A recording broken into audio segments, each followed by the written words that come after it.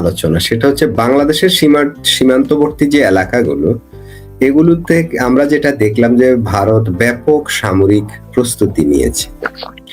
এখন শুনছি তারা বঙ্গোপসাগরের হলদিয়ায় নতুন নৌঘাঁটি স্থাপন করতে চলেছে। ভারত কি বাংলাদেশকে জল, স্থল, আকাশ সব দিক দিয়ে ঘিরে ফেলছে, নাকি লক্ষ্য অন্য কিছু? নিজের স্বাধীন এলাকায় ভারতবর্ষের যে জলসীমা আছে সেই জলসীমায় ভাসমান পোর্ট করে 24টা প্ল্যাটফর্ম করা হচ্ছে। একটা পোর্ট হবে নৌপথ,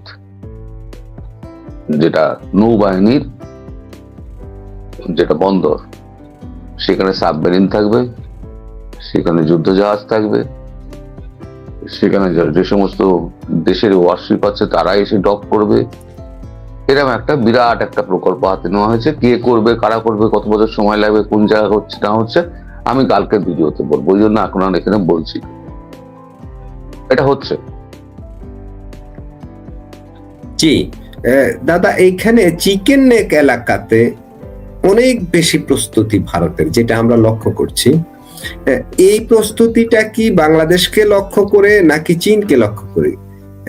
মানে আমাদের দেশে খুব বেশি সরকার এত বেশি খুব একটা প্রতিক্রিয়া দেখাচ্ছে না বিষয়টা নিয়ে, সেজন্য বলছি। বাংলাদেশে বর্তমান যে সরকার রয়েছে, এই সরকারের কেউ কি কূটনীতি, রাজনীতি কিছু বোঝে? বিন্দুমাত্র পড়াশুনো আছে? আমি তো অন্তত ইউনিভার্সিটি থেকে বেশি পড়াশোনা করছি,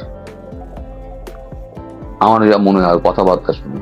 সে নিজেই নিজেকে বলছে আমি হঠাৎ আবিষ্কার করেছি আমার মধ্যে বিরাট সম্ভাবনা আছে। ঘুম থেকে উঠে তার হঠাৎ মনে হলো সে আবিষ্কার করেছে তার মধ্যে বিরাট সম্ভাবনা আছে। আর সম্ভাবনা তো এই তো বহুমাত্রিক চিত্র দেখছি, 3D সমস্ত চিত্র দেখছি সারা দেশ জুড়ে। তো এরা কি বুঝবে? এরা আন্তর্জাতিক পলিটিক্সটা যদি বুঝতো তাহলে বুঝতে পারতো ভারত, চীন, রাশিয়া এই আমেরিকার জন্য ক্রমশ কাছাকাছি আসছে। যখন কাছাকাছি আসছে, আর যেখানে চীন বলছে আমি তোমার সমস্ত বিরল খনিজ যা লাগে আমি পুরো তোমায় সাপ্লাই দেবো, ভারত বলছে ঠিক আছে, তোমার বাজার বন্ধ হয়ে গেছে, আমার বাজার তোমাকে আমি খুলে দিচ্ছি, তুমি বাজারে এসো, কিন্তু তোমার ট্রান্সফার অফ টেকনোলজির মাধ্যমে। ভারত সবসময় বলে যে তুমি আমার এখানে ব্যবসা করো, ট্রান্সফার অফ টেকনোলজির মাধ্যমে করতে হবে। কালকে তুমি কোম্পানি গুটিয়ে নিয়ে চলে গেলে, তারপরে আমার শ্রমিকরা বেকার হয়ে গেল, তা হবে না। তুমি যে টেকনোলজি থেকে তৈরি করছো জিনিসটা, সেই টেকনোলজিটা আমাদের জানাতে হবে, যাতে আমাদের ইঞ্জিনিয়ার তোমরা চলে গেলে তোমাদের শেয়ারটা কিনে আমাদের ভারতীয় কোম্পানি চালাতে পারে, যাতে চাকরিটা ক্ষতি হয়। তো সেক্ষেত্রে কি চীনের জন্য করবে? চীন আমাদের শত্রু, এটা স্বীকার করতে কোনো নেই, সংকোচ নেই। চীন আমাদের শত্রু, কিন্তু এখনই চীন কিছু করবে না। চীন এখন খুব বিপদে পড়ে রয়েছে। এখন ভারতকে, রাশিয়াকে তার চাই, রাশিয়াকে ভারতের চাই, চীনের চাই, আবার ভারতেরও চীনকে চাই, রাশিয়াকে চাই। একে অপরের বিকল্প হয়ে গেছে, হয়তো কেউ কারোর শত্রু এখন নয়। এখন সম্মিলিত শত্রুকে, সম্মিলিত শত্রু হচ্ছে বাংলাদেশ, যার জন্য রাশিয়া পর্যন্ত বিবৃতি দিয়ে দিয়েছে। আমেরিকা তো বিবৃতি পাঠাচ্ছেই, খলিলুরকে কড়া বিবৃতি দিয়েছে, মানে কড়া কথা শুনিয়ে দিয়েছে। ইউনুসের ভাগ্যে খুব খারাপ অবস্থা, বলেছিলেন না ভীষণ করুণ পরিণতি হবে ওর কিন্তু খুব করুণ পরিণতি হবে।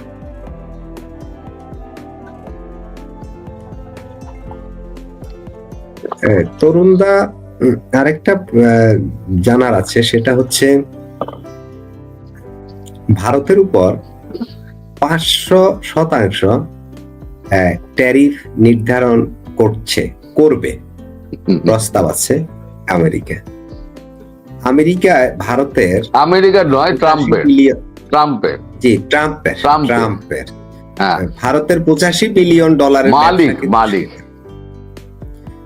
অন্য কিছুতেই লাগে না। এই যে বাংলাদেশে যে প্রভাব, যে কথা আপনারা বলছেন, অনেকেই বলছে যে এই সামরিক ঘাঁটি কিংবা নৌ ঘাঁটি আমেরিকা এখানে করতে চায়। তো এইখানে মূলত কাকে ধরার জন্য আমেরিকা এখানে আসছে? এখানে কি ভারতকে ধরার জন্য, নাকি চীনকে, নাকি অন্য অন্য অন্য কোনো টার্গেট আছে?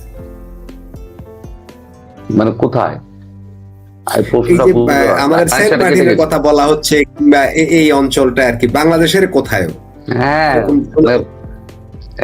এই যে সেন্ট মার্টিনে যেটা ওরা চাইছে, সেন্ট মার্টিন, সেখানেই ওরা একটা মাল্টিপল জোন করবে।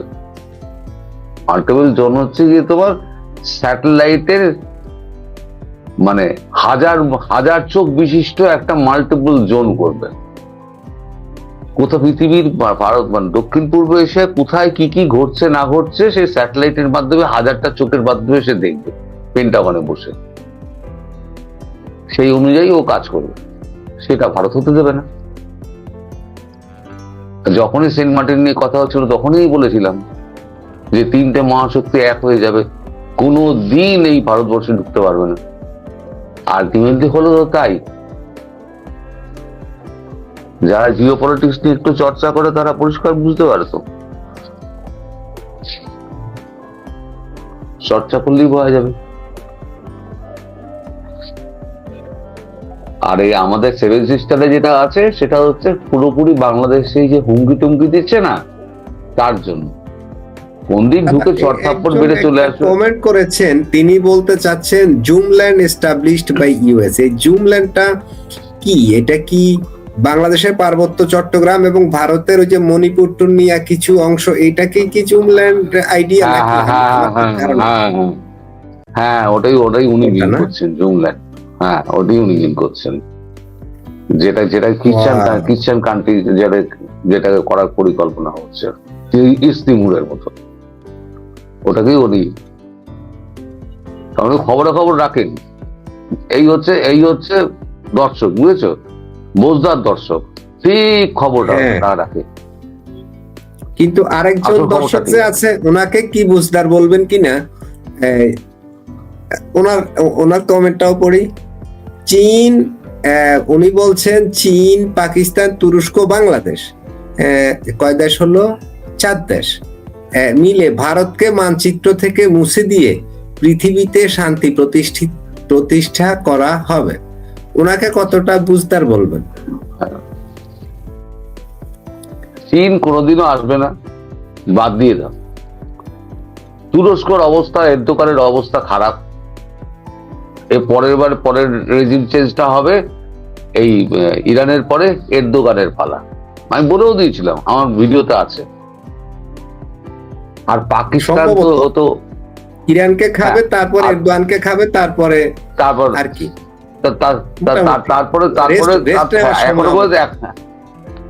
তারপরে এখন পর্যন্ত এই রয়েছে। তারপরে তো আবার নতুন কিছু একটা উদ্ভাবন হবে, পৃথিবী শান্তিতে থাকতে দেবে না। তাহলে চীনকে বাদ দিলে বাকি যে 3টে শক্তি আছে, তাহলে 2 টাকা পয়সার দাম নেই ভারতবর্ষের কাছে, এরা ভারতবর্ষে খেয়ে নেবে।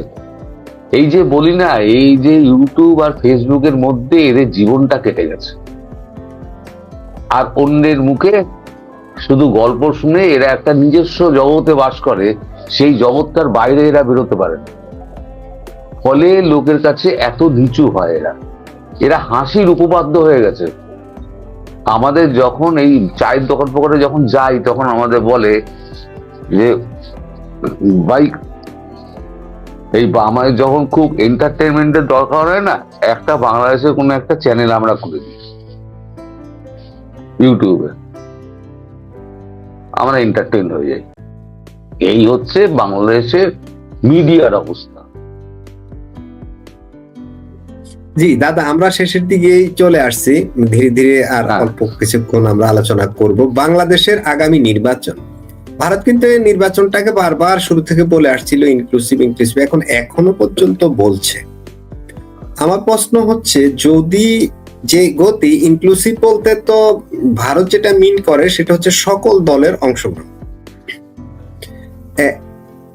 যদি তেমনটা না হয় বা এখন যেভাবে হচ্ছে, এটাকে কি ভারত ইনক্লুসিভ নির্বাচন বলবে, নাকি সব দলের অংশগ্রহণ হলে ইনক্লুসিভ বলবে? এটা যদি নির্বাচনটা এভাবেই হয়ে যায়, সেক্ষেত্রে ভারত আসলে কি ধরনের প্রতিক্রিয়া দেখাবে? কি পরবর্তী সরকারের সাথে কাজ করবে না, তাদেরকে সমর্থন দিবে না, নাকি নানা ধরনের অনেক বিষয় তো থাকে রাজনীতি কূটনীতিতে, কেমন প্রতিক্রিয়া হতে পারে? আপনার কাছ থেকে একটু বিশ্লেষণ শুনুন। অন্তর্ভুক্তি এবং অংশগ্রহণমূলক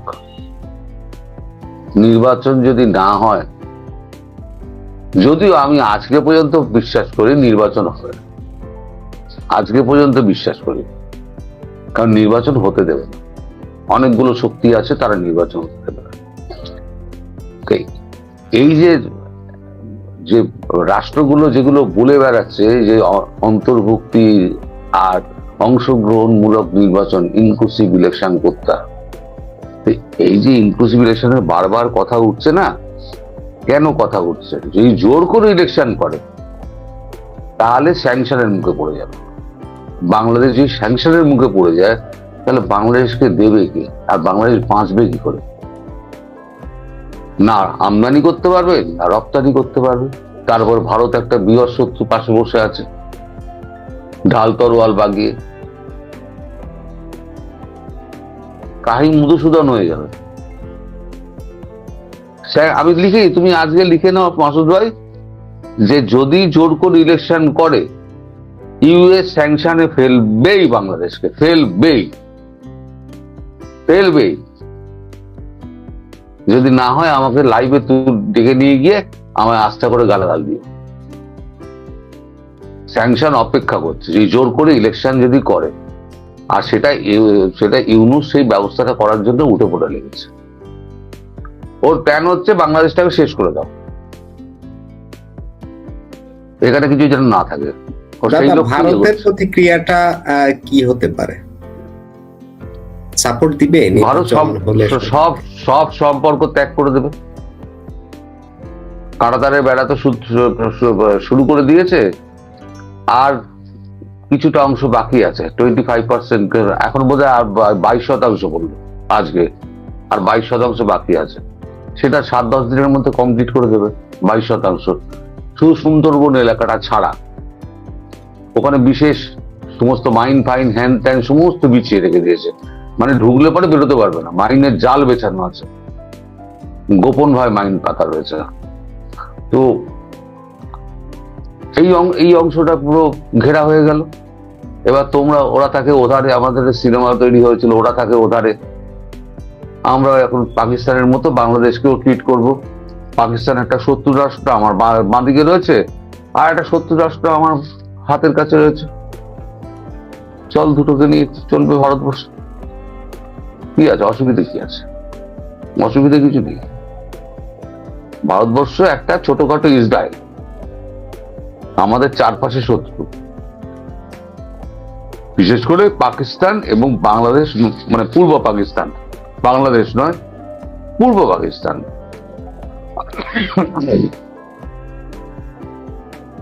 এরা দুজনে মিলে কত লড়বে? লড়ুক। 75-76 বছর ধরে তো পাকিস্তানের সঙ্গে লড়ছি, যতবার 4টি যুদ্ধ হয়েছে, 4টি যুদ্ধই তো পাকিস্তান মার খেয়েছে। পঞ্চম যুদ্ধটা হবে, প্রচুর মারবে, শেষ করে দেবে, খন্ড খন্ড হয়ে যাবে পাকিস্তান। মানচিত্র আর একত্র থাকবে না, আর বাংলাদেশের মানচিত্র অখণ্ড থাকবে না। যদি ভারত মারতে শুরু করে, অখণ্ড বাংলাদেশ থাকবে না। এটাও আজকে আমি বলে দিলাম। না, তেমনটা তো হয়। যুদ্ধ হলে তো আর মানচিত্রের কারোরই বেলায় যার শক্তি বেশি সে আগাবে, এটাই তো স্বাভাবিক, যেটা আমরা রাশিয়াতে যেটা দেখলাম।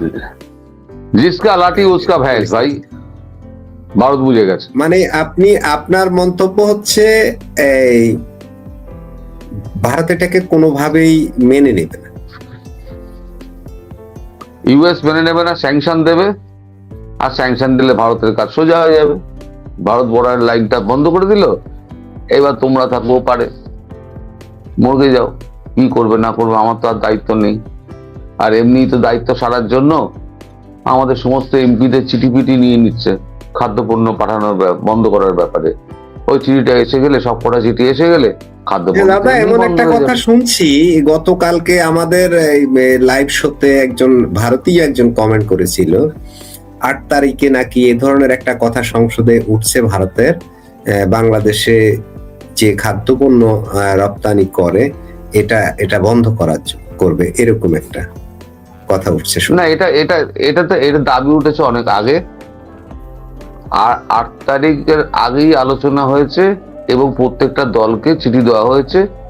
এবার আবার একটা প্রশ্নোত্তর পর্বে বিজেপির প্রহ্লাদ যোশী তিনি একটা প্রশ্ন করেছিলেন অমিত শাহকে প্রশ্নোত্তর পর্বে, এই বাংলাদেশে খাদ্যপণ্য বন্ধের ব্যাপারে। প্রহ্লাদ যোশী না, না অন্য কেউ, আমার নামটা এই মুহূর্তে নামটা ঠিক কারেক্ট আমি বলতে পারছি না, ভুলে গিয়েছি। তিনি একটা প্রশ্ন করেছিলেন কতদূর এগোলো, তখন অমিত শাহ বলেছিলেন যে দক্ষিণের দলগুলো এখনো দেয়নি চিঠি, দক্ষিণের দলের চিঠিগুলো এসে গেলেই আমরা এই ব্যাপারে সিদ্ধান্ত নেব।